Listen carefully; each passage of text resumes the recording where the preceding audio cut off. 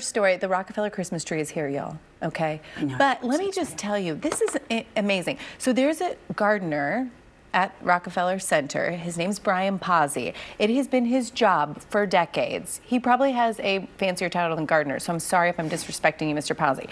But he goes and finds the tree every year, and he's been doing it for a long time. So he was in Queensbury, New York, and he was just walking the streets, and he saw this beautiful Norway spruce. Got it. 82 feet tall, weighs 14 tons. It belonged to a gentleman, Neil Leibowitz, and his family. It was on his property. So he just went up to him. No, he didn't. Eric did, and said, "Can I have your tree?"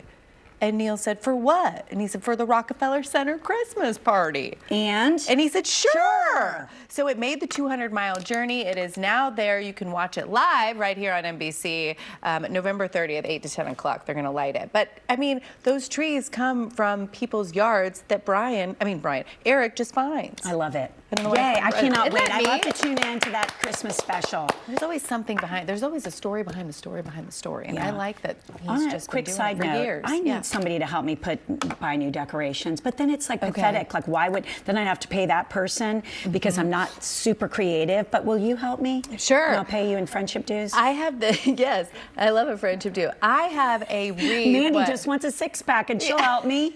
Mandy, no, Mandy, charge more. Six-pack plus some cash.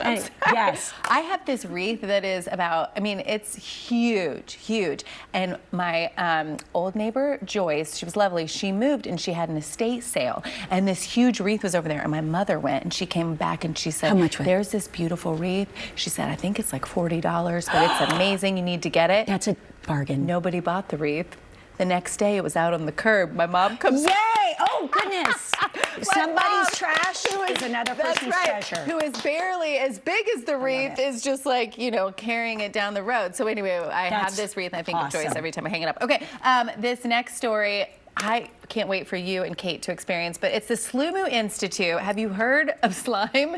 Maybe you have. Maybe it's I thought we dug into your carpets or your upholstery. I thought the slime craze was over. It is not. It's here in Atlanta, and it's causing quite a stir. I don't know. I'm sorry. Is she gonna be here took the boys last night. There's James and Isaac. We had so much fun. There's Slumu, okay? And it is a like 2,800 square foot slime paradise. You guys, it is so fun. They have slime everywhere. They have ASMR. They have these like domes you can stand over. That was the spaghetti slime. They have a whole lake of slime you can walk in. I took off my shoes. You have it's a literal like slime room where you stand under it and you get slimed. They dress you all up so you don't get it on your clothes. I don't know what that room was. Really trippy and fun. It was an incredible experience. Then at the end, there's a whole do-it-yourself slime bar, and you can pick out all the different kinds of slime. It's really, really neat. Is this like a pop-up shop? Yes.